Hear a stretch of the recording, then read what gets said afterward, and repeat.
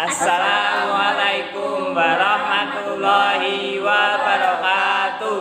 Perkenalkan, kami dari kelompok Humas Pendidikan yang beranggotakan saya sendiri, Pramudiadana Brata, dan saya Aditya Dewa Saputra. Saya dengan Bintarawati. Saya Revina Tantri Pangesti. Saya Sulisakti. Kami akan mempresentasikan materi tentang Humas Pendidikan.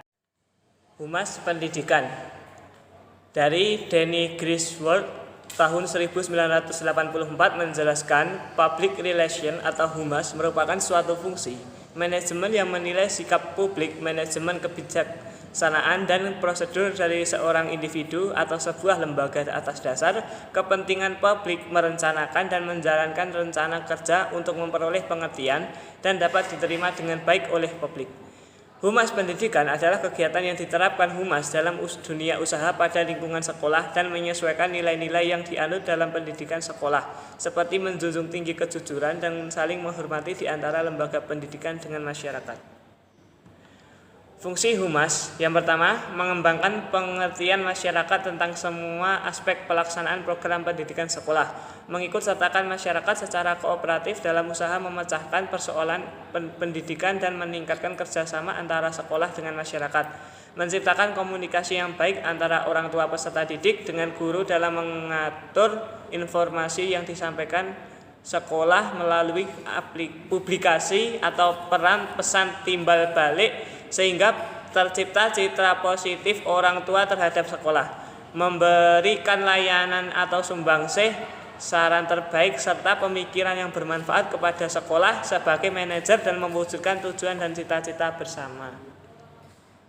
Landasan humas yang pertama yaitu sebagai sarana sekolah untuk mengenalkan diri kepada masyarakat luas tentang apa yang sedang dilakukan dan dikerjakan.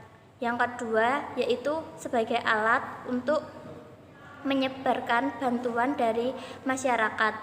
Yang ketiga yaitu sebagai sarana untuk memperoleh bantuan dari masyarakat. Yang keempat yaitu untuk sarana membuka diri agar memperoleh kritik dan saran. Dan yang terakhir yaitu memenuhi keingintahuan manusia dalam rangka naluri untuk selalu mengembangkan diri. Berikutnya yaitu tujuan diselenggarakannya humas. Yang pertama yaitu meningkatkan kerjasama dengan tokoh masyarakat dan komite sekolah sehingga kerjasama sebagai peran aktif dalam mewujudkan sekolah yang berkualitas. Yang kedua yaitu menjaga keharmonisan hubungan dengan masyarakat sekitar sehingga keamanan sekolah dapat terpelihara secara baik. Yang berikutnya menjalin kerjasama dengan para alumni yang sudah berhasil meniti karir di dunia kerja. Berikutnya yang terakhir yaitu menjalin kerjasama dengan media cetak, koran, brosur, majalah, ataupun buletin sekolah guna publikasikan kemajuan dan ketercapaian program sekolah agar diketahui oleh masyarakat. Selanjutnya yaitu apakah perbedaan humas pendidikan dengan humas lain? Perbedaan mencolok humas pendidikan dengan humas di bidang lainnya yaitu pada kultur edukatif yang melekat pada aktivitas-aktivitas kehumasan lembaga pendidikan. Humas pendidikan bahkan juga turut mengedukasi publik selain mengefektifkan komunikasi lembaga pendidikan dengan masyarakat. Kemudian yang kedua yaitu mengenai apa saja kegiatan humas pendidikan. Contoh kegiatan humas pendidikan oleh lembaga pendidik adalah sebagai berikut. Yang pertama mengenai hubungan sekolah dengan orang tua murid. Yang kedua hubungan guru atau tenaga pendidik dengan masyarakat. Yang ketiga hubungan komunikasi antar siswa dengan masyarakat. Yang keempat hubungan sekolah dengan komite sekolah. Yang terakhir yaitu hubungan sekolah atau lembaga dengan instansi lainnya. Selanjutnya yaitu asas-asas kegiatan humas. Dalam menjalankan kegiatan-kegiatannya, humas perlu memperhatikan asas-asas sebagai berikut. Menurut Syamsi dalam Suryo Subroto 2012, yang pertama, pemberitaan yang resmi dan objektif. Kedua, keberesan intern instansi. Yang ketiga, mempertimbangkan dan mengusahakan dukungan publik. Yang keempat, melangsungkan hubungan. Yang kelima, memperhatikan opini publik. Dan yang terakhir, peningkatan mutu dan kegiatan. Selanjutnya yaitu peran humas pendidikan. Terdapat 4 peran humas sekolah, diantaranya sebagai berikut.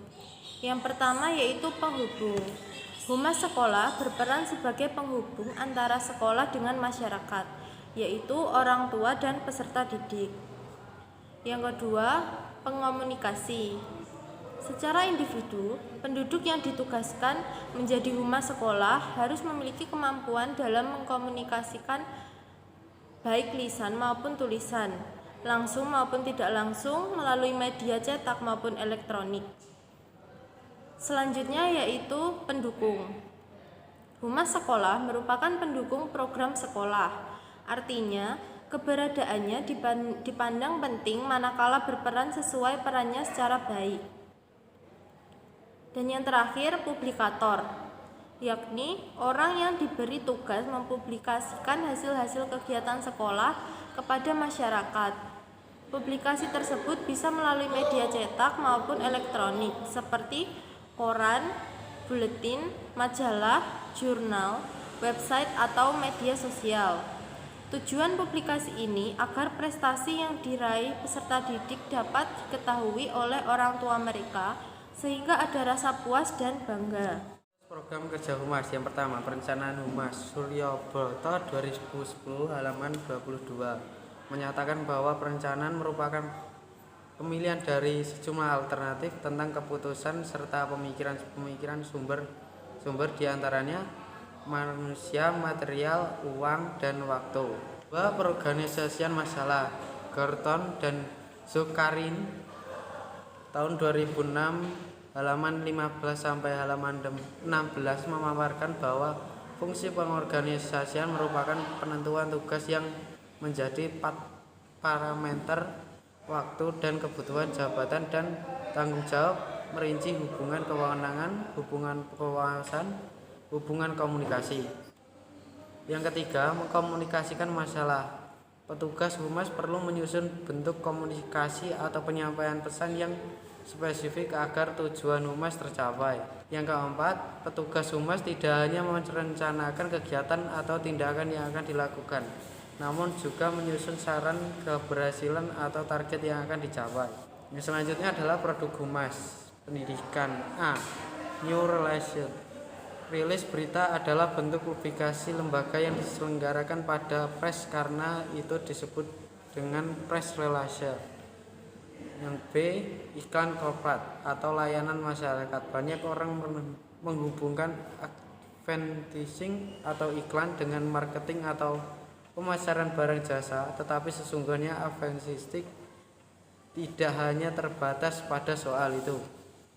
Majalah atau buletin lembaga. Maksud diterbitnya majalah atau buletin lembaga pendidikan adalah agar semua karya dan kegiatan dapat ditunjukkan kepada masyarakat umum di luar lembaga. Yang D.